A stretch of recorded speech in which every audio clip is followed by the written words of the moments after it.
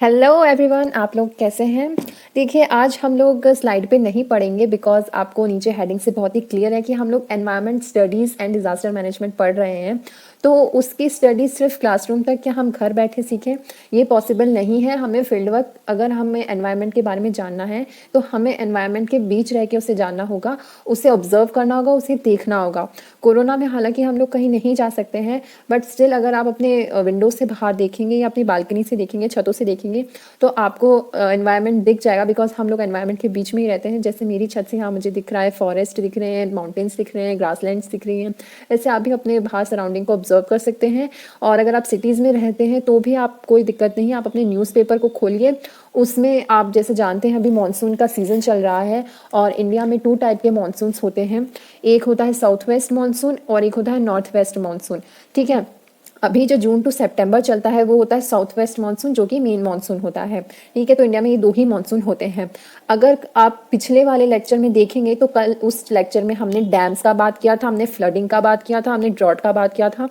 अगर आप अपने न्यूज़पेपर को खोलेंगे तो वो सब चीज़ें आपको एक ही न्यूज़पेपर में मिल जाएगी। आप भले ही आज का न्यूज़पेपर खोलिए, अभी मानसून चल ही रहा है।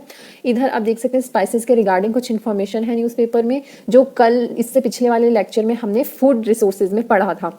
ओके, और देखें तो फ्लड वगैरह जैसे अभी 14 लाख अफेक्ट हुए हैं और 17 की मौत हो गई है उड़ीसा में 5 रिवर सिस्टम में बाढ़ आने से। बे ऑफ बंगाल में लगातार बारिश के कारण लो प्रेशर एरिया से 20 डिस्ट्रिक्ट में बाढ़ आ चुकी है। इवन मध्य प्रदेश के होशंगाबाद में भी नर्मदा रिवर से बाढ़ आ गई है। ठीक है, तो अगर आप आज का ये करंट न्यूज़ है, अगर आप अपना न्यूज़पेपर किसी भी दिन का खोल के देखिए तो आपको एनवायरनमेंट के रिगार्डिंग या रिसोर्सेज के रिगार्डिंग बहुत सारी इन्फॉर्मेशन मिलेगी जो आपको इससे पहले वाले लेक्चर से रिलेट करना है। बिकॉज हम लोग एनवायरमेंटल स्टडीज़ पढ़ रहे हैं एंड डिजास्टर मैनेजमेंट पढ़ रहे हैं, तो हमें ये चीज़ें रिलेट करनी आनी चाहिए।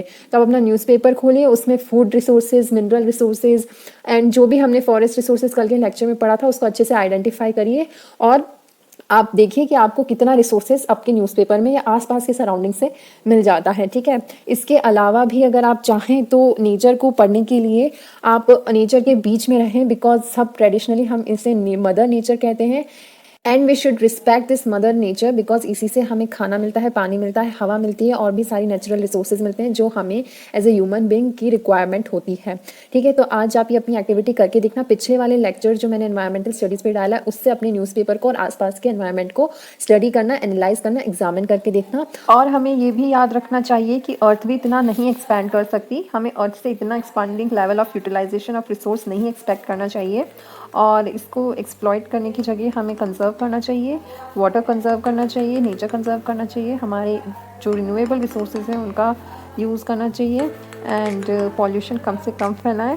और ये सभी मैं लास्ट लेक्चर में डिस्कस कर चुकी हूँ, बट आप इसको खुद से एनालाइज करके खुद पॉइंट आउट करेंगे तो ज़्यादा अच्छा रहेगा। और नीचे कमेंट करके ज़रूर बताइएगा आपने क्या एनालाइज किया।